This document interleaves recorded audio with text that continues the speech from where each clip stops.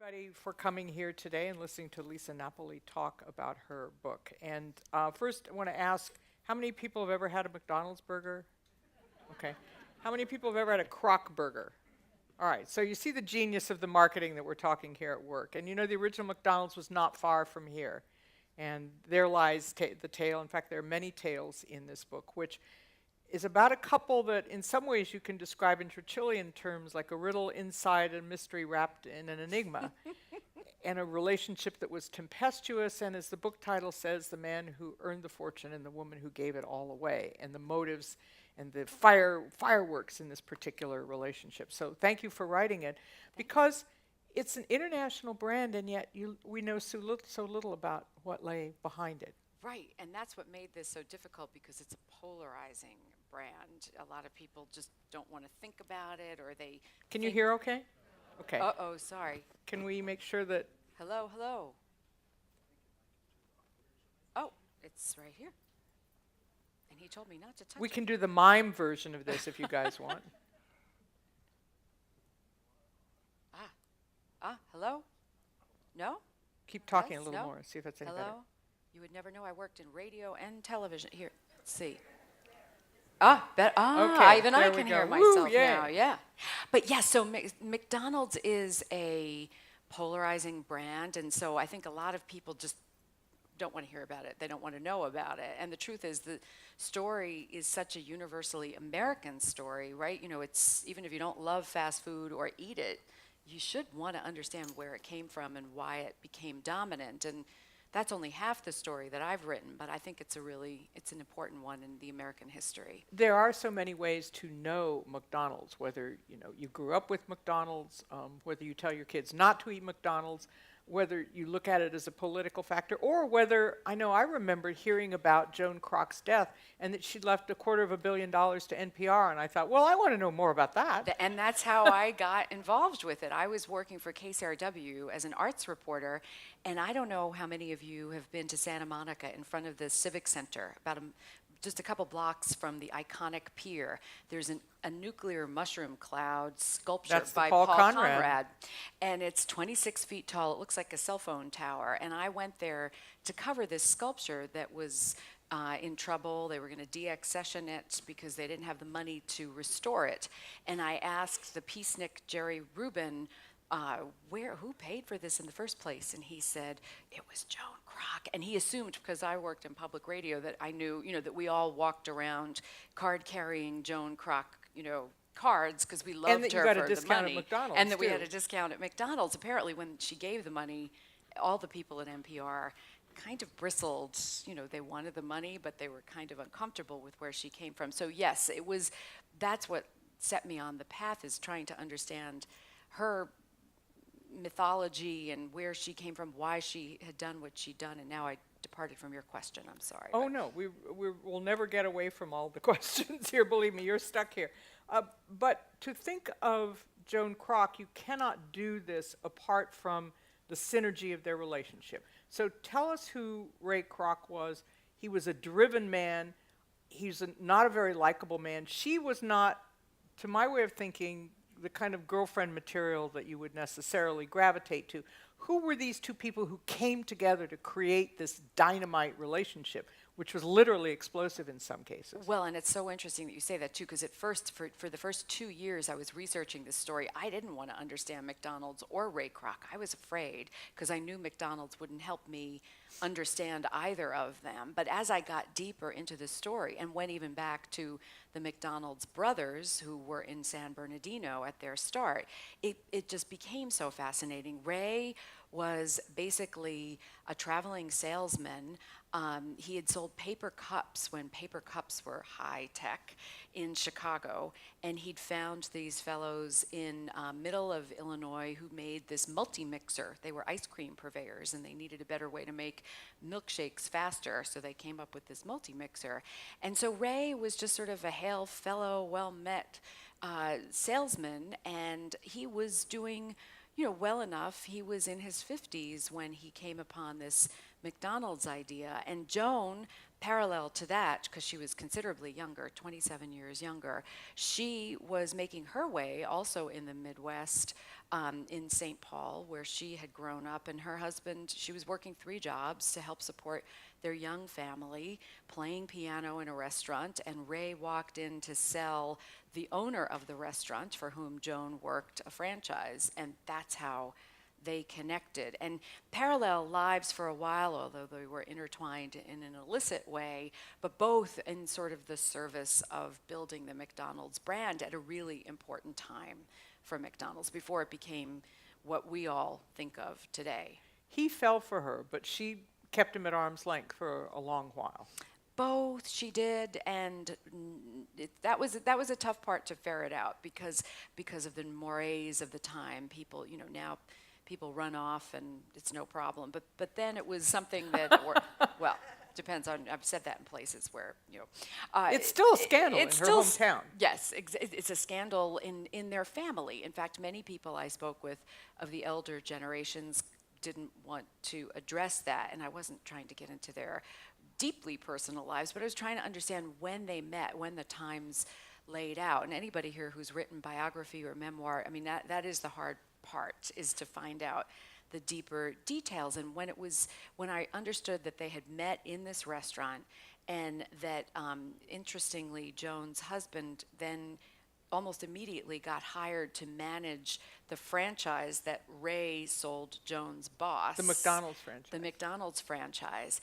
And that he did so well at managing that McDonald's franchise in the St. Paul area, St. Louis Park, Minnesota, if anybody happens to be from there. Invariably somebody is. He managed that franchise. It did wildly well. And he and Joan went to Ray and said, we want our own McDonald's, which is what happened back then. And so he gave them the right to take his $10,000 bonus, more money than Raleigh, the husband, had ever made in his life, to plow into a McDonald's. But Ray said, you can open a McDonald's, but it has to be in Rapid City, South Dakota. He kind of sequestered them off. This is like King David sending Saul into battle so he could mess around with Bathsheba? That's what I've been told by Okay. various, yes. He would fly in and see her. What was the combustible nature of their relationship? They were both, at least they both sounded like difficult personalities, he more so than she. They were both fiery personalities. They were tempestuous. They were artists, each of them pianists, which was the thing that Ray said initially drew him to her, because she was playing piano in this restaurant. He had been a piano player professionally as a paper cup salesman as a young man when he was first married to his first wife. And he was, he had an artistic personality, but he also just was a drinker and was fiery by nature, combative by nature. And she was too. In fact, he said that that's what he loved about her. She wasn't, Ray had a second wife who's often overlooked in this Not tale. simultaneous. Just Not right, second sorry, one, thank okay. you. Thank you for clarifying. His second wife was conveniently named Jane. And so Jane, whom he divorced I'll get back to that in a second, but he said that Jane was the kind of person, if it was raining outside and Ray said it was sunny, she would readily agree, but not so Joan. And that's what was attractive to him about her. And for the force of their personalities, which brought them a couple of times to the point of divorce, I guess, which was not a well-known aspect of this, he was a control freak, which ended up working out well for business, but not so well personally. I mean, he was a micromanager of what turned into a multi-million-dollar, billion-dollar company. Well, what's so interesting is that he was actually more of the big picture kind of guy. But I saw him as, if you go in and your McDonald's hat is a half an inch off, or, the fries aren't out of there in 10 seconds. He wanted to know why. He was a clean freak and a neat freak, absolutely. And that was a big piece of the success of McDonald's in its earliest days. Many of you may remember the time before people just routinely ate out at restaurants. That was something that only people did if they had a lot of money, or it was culturally not the way it is today. And so one of his hallmarks was that the restaurants were policed really well. There was a very rigid schedule about how to clean. But what was interesting about him, Pat, as a businessman and as a longtime business reporter, was that he really didn't take, if it had been left only in his hands, McDonald's would never have become the huge success that it did. And there might be someone here who would dispute that, but and I've met people who have. But Harry Sonnenborn, his number two, who actually was the president who took McDonald's public, was the fellow who was the financier. He went to the banks, he raised the money, he understood the books, and he understood how to march the company toward an IPO and the necessity of doing that to extract money for both he and Ray, and for the longtime secretary, June. So it's interesting, Ray was a fierce person, but by the time he married Joan, what was interesting too culturally is that at that moment in time, people didn't live together for 10 years before they got married, and it's not ever been clear to me just how much Joan understood how much of a drinking issue Ray had. But it was right after she married him, something like 18 months after she actually finally did marry him, that she filed for divorce, because he was so fiery and tempestuous. So it's an interesting sort of braiding of their stories and sort of the coming to life and larger than life personalities that they had. When she first married him, and he was clearly on the road to major, major success, what was it like for her to walk into what became this fairyland of fulfilling her wishes? It is interesting. She had the chance to marry him in 1960. He had asked that year, 61, and she refused. And he still divorced his first wife and fired the McDonald's brothers, or broke up with the McDonald's brothers. But back when they did finally marry in 1969, McDonald's had gone public, and he was enormously wealthy, one of the most celebrated businessmen in the country. And he was in his late 60s, she was 40 and beautiful, and all of a sudden she was in this situation where, after years of helping her husband build his McDonald's franchises, she was in this position to be what we would disparagingly call a trophy wife. And she didn't like that. She didn't want that. She didn't want to serve on the boards or stay in the background and go to the spa. She was very outspoken against that kind of lifestyle. And Ray and his people tried to find things that she might be interested in. She was a big pet lover, so one of the first things they did to keep her busy was invest, and this will sound absolutely genius now, in a series of pet motels, which, what a great thing back in the late 60s. Nobody had thought of that, and they invested in it, and Joan got involved nominally, but even that wasn't enough for her. And it wasn't until she really saw that she could assert herself in the Crock Foundation that she found her true meaning and muse, and was able to flourish. But the idea of just sitting back and spending the money was not of interest to her. I'd like you to talk a little bit about their sort of cultural political differences, because we see in her life, and then after her death, the money went to organizations, $1.5 billion to the Salvation Army, National Public Radio. But here is Ray, who is so conservative that when he was injured and went to a hospital and was well treated, they asked him to serve on the board, and then he found out it was not for profit, so he refused. This was an American not-for-profit. Right. So how did their temperaments differ and cross in their political viewpoints? Well, Joan had even said that it wasn't until Ray died that she felt fully able to express her true personality and her true self, publicly at least. She and Ray did die in 1984, left her one of the richest women in the world, and at the time, and she was only 50. And it was then that her politics came out. And she was, I don't know that she was even necessarily completely aware of her politics. She was compassionate, and she'd been squirreling money to places of interest and concern before he died. Most notably, she started this alcoholism education charity called Operation Cork, which was all about funding movies. It's interesting, Lawrence Luckenbill is here at the festival. He appeared in one of the films that Joan Kroc had funded in the early days of Operation Cork, that aired on national television, all as a TV drama to convince people at a time when they weren't convinced that alcoholism was a family disease that needed to be treated as a whole person. But that was her first step, and Ray was very indulgent of her in that sense. Oh, yes, that's your thing. But he didn't believe that he was an alcoholic, and he sort of didn't, wasn't really completely involved in what she was doing. But as soon as he passed away, that's when her full liberalism expressed itself. And up until that point, Ray was a very conservative, old-fashioned guy, and she turned out not to be those things. Did she ever tell him, this is what I'm going to do with your money when you're dead? And when I'm dead? Not that I know of, but there was a very interesting example, and again, many of you can appreciate this because I'm sure you're all philanthropic. And she, in the 70s, Dartmouth Business School, for reasons you can read about in the book if you're interested, became very interested in Ray. Ray had not gone to college, and they saw Ray as an ATM machine to name their business school and perhaps their hospital too. They really had their mitts on him. He'd spoken there a few times. He was inclined toward them. He was dazzled by the idea of speaking to students. And so they were putting the full court press on him to get this donation, this gift. And Joan basically said behind the scenes, we don't do buildings. We're not putting your name on that building, and scuttled the deal. Instead, what she did was she went to the Dartmouth Medical School people and said, I'll give you a bunch of money if you rewrite the medical school curriculum for the entire country, because it doesn't address addiction.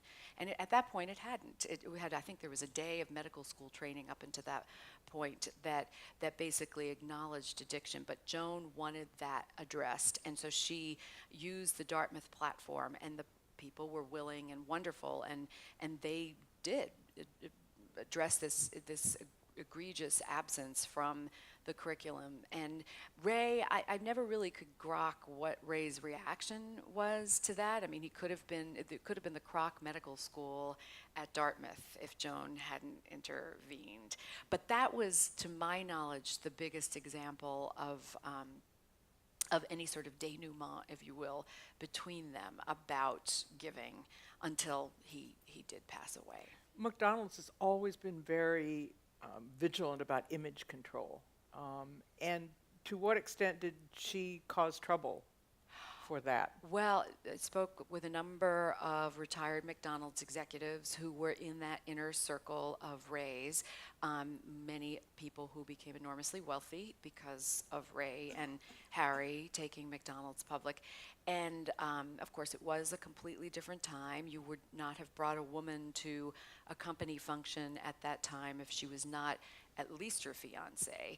And so, it was very, very conservative. And so the idea that Joan came along and that she wasn't this demure spouse, and that not only was she not a demure spouse, but that she was very vocal in working for alcoholism education in various facets, making these films, publishing books, producing public service announcements, taking a big slice of the money that he'd earmarked for charity after he became enormously rich in 1965. They were very nervous about that. They didn't, and Joan never outed Ray publicly until after he died. She never said, she did numerous interviews where reporters would say, why are you interested in alcoholism?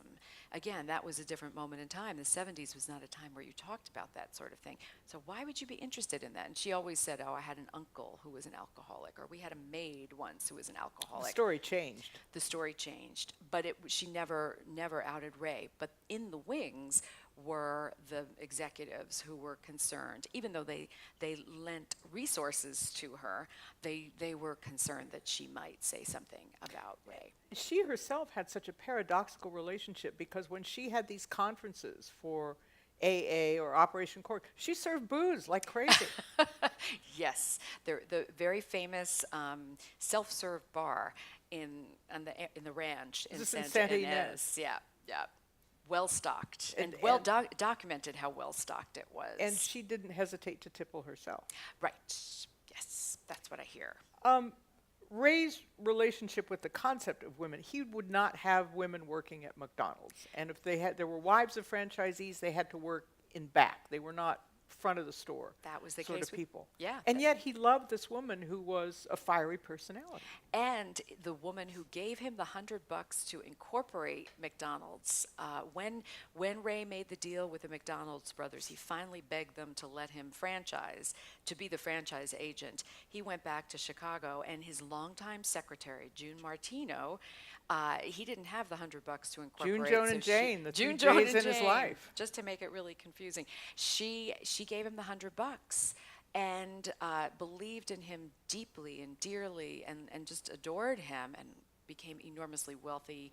He gave her a percentage of McDonald's stock at the time when it was worth nothing. So yeah, he had this sort of push and pull about women, trusting women. But June was, someone could write a book about June herself. She was a force of nature and became an officer of McDonald's once it did go public and a trusted ally to everyone. And she was actually the Switzerland between Ray and Harry when they started to fight. So yeah, he liked strong women, but he was conflicted about how far to let them go in his official life. As far as research and writing this, how did you get people to talk when you've got such a button-down corporation that is so concerned about its image? It was hard. It was very hard. It took me years of research, and actually, it dovetails a little bit with your recent book. I had to research the 70s and the 60s in newspapers, which is not an easy thing to do because they're not digitized. So just looking at newspapers was hard and finding materials, but finding the people. I went to a lot of very strange places. I spent a bunch of time in Rapid City, South Dakota, and it was a lot of, as anybody who writes these kinds of books will tell you, it's easier to write about people who were dead much longer ago than more recently, because the more current people, especially people who don't leave behind archives, because Joan did not, although thankfully Joan's brother-in-law, Bob Kroc, Ray's brother, who ran the early iteration of the Kroc Foundation, did, and he was a meticulous record keeper. So I spent a lot of time up at UCSB in their special collections. There were papers all over the place that I had a requisition. I got a crash course in research libraries, but it's a lot of needle and haystack digging and a lot of building trust. Trying to convince Joan's family to talk with me was not an easy, not at all an easy proposition. Yeah, it was a crazy Obviously, you thing. couldn't say, I'm writing this lovely biography, but you had to persuade them that this was an important story. I said, I am the biographer everybody wishes they could hire. Not me, because I'm so great, but who wouldn't want to have a professional who's digging through papers in a place that no normal person would ever want to go? So I said, think of me as your official reporter.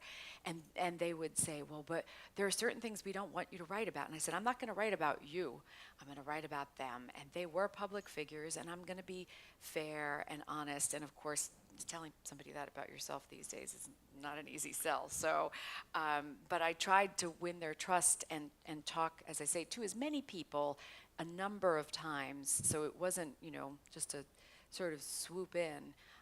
And thankfully, a lot of people started to believe that that was the case. And they also, I think what helped me is that there were some key people who really believed that Joan was this under-recognized philanthropist and that this was an incredibly important story to tell. And how often does some crazy person come along and say that they're willing to invest the time to do it? So, Not often enough. not often enough. What reaction did this book generate from the family and from McDonald's? So McDonald's, so some of you may have seen this movie, The Founder. This movie, The Founder, came out around the same time that my book did. It was It kind was of timed. messianic, shall we say. Yes, and very incorrect in many ways.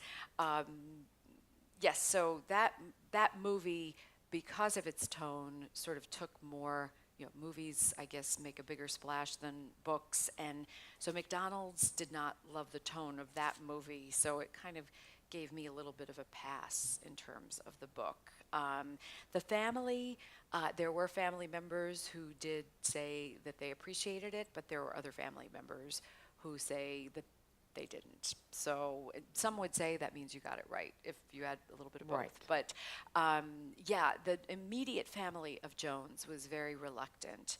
And I'm still really not sure why, because if you read this book, you see that it is, I think it's Reluctant it's very to fair. talk to you or reluctant to tell you what they thought of it?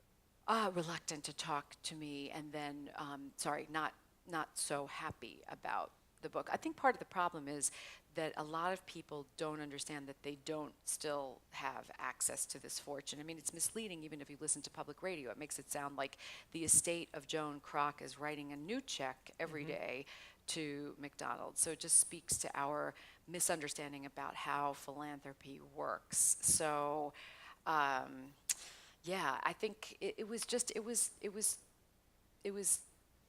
you know, I want everybody to like me, like Sally Field, but I knew that a lot of people still wouldn't love the book, and I felt that a couple of her family members I've heard were not happy. What, did the family feel dissed by her that she gave away money that they may have thought of as theirs? No, I don't think that that was the problem, but if that was the case, that never came out. And part of it is, you probably know that in California, if you challenge a will, you lose what you are given in the will.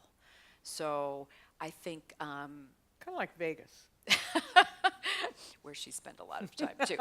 She was a good gambler. So yeah, I don't know for sure. That's another hazard of writing a book like this. And I belong to a biographers group with all these eminent biographers who sit around and chew on these questions. That there are things that you'll never know. There are always the unknowns in a person's story, even if you do have access to every letter that they ever wrote. So yeah, that was something that I'll never know for sure. Is the Kroc Foundation now defunct because she gave it all away? Well, she closed the Kroc Foundation years before she died.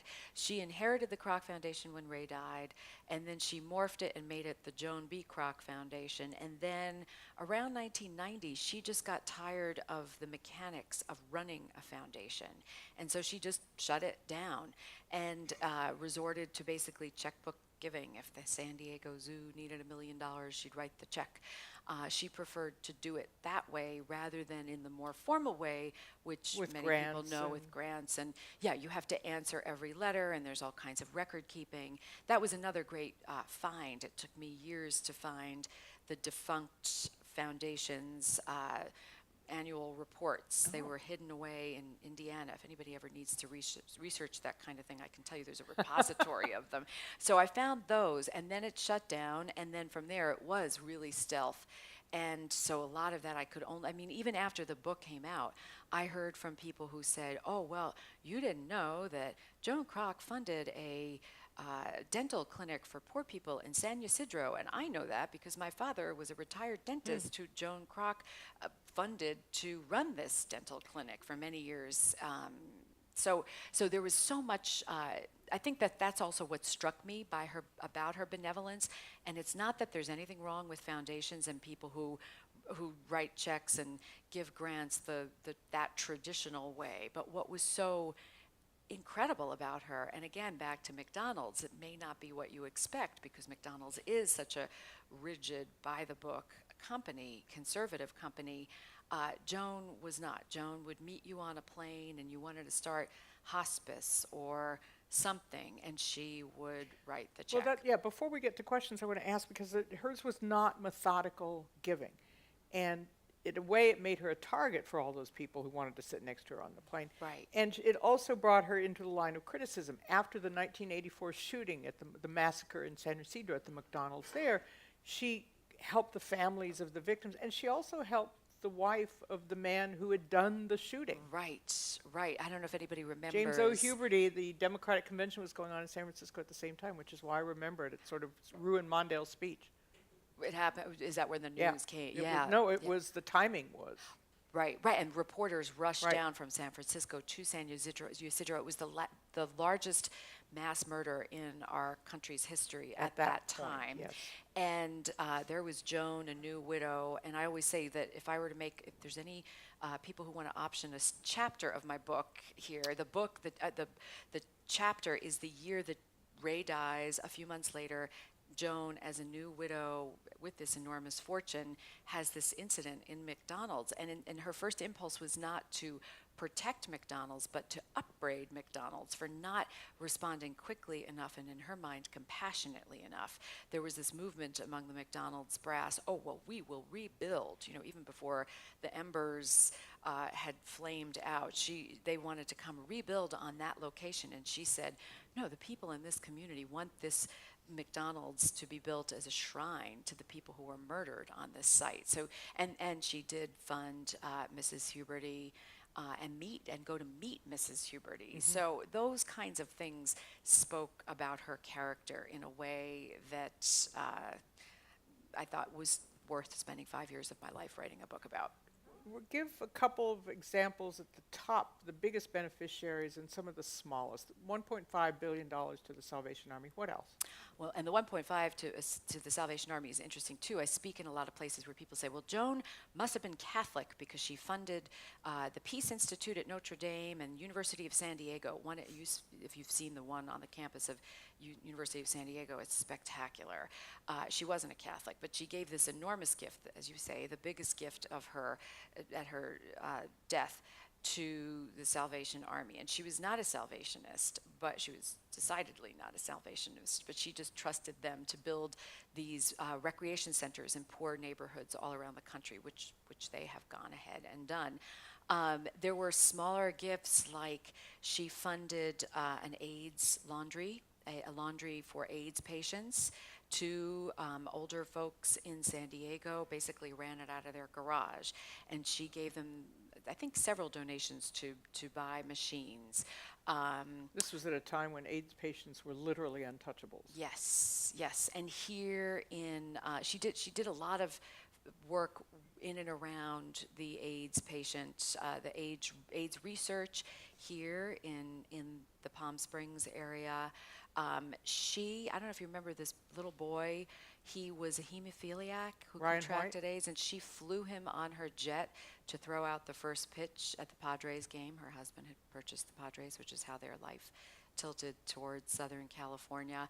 And I think that the school district was in Tennessee, and they had shut down his school district, they shut down the tutoring that he had. He was sort of sequestered with a one-on-one tutor because he was seen as this untouchable, and they excised the teacher from the budget, and Joan was outraged and wrote the check that balanced the budget of this school district in Tennessee so this little boy could keep getting his work, his schoolwork. So she was just incredibly compassionate that way. She was, when something happened that she read about in the news that she thought was wrong, she swooped in the way I think most of us wish we could do. Wouldn't we? Like riding to the rescue, right? Oh, the Lone yeah. Ranger. And what were some of the smallest bequests? Before we'll take some questions after this. Well, there was the gentleman whose name I forget right now, who had been dragged to death in a racial incident in Texas. Oh, James something. James,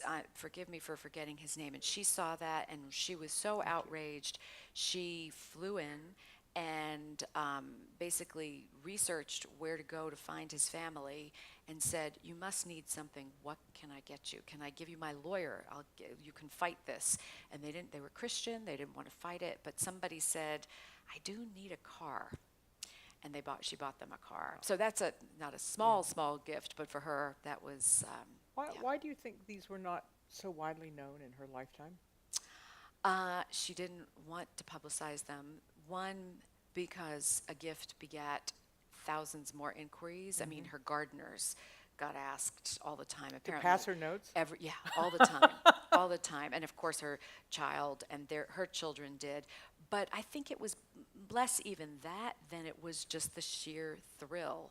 At first, her daughter had said to me was the enormity of this almost burden of having all this money, and that morphed into, wow, I can see somebody who needs something and make it and change it and help them somehow. Who So wouldn't want to be a fairy godmother? exactly, like that, so. exactly. Smoking a cigarette. Let's take some questions Which from you you. did. Maybe you also knew her. In the first here on the aisle, could you stand up so I can hear you and repeat the question, please?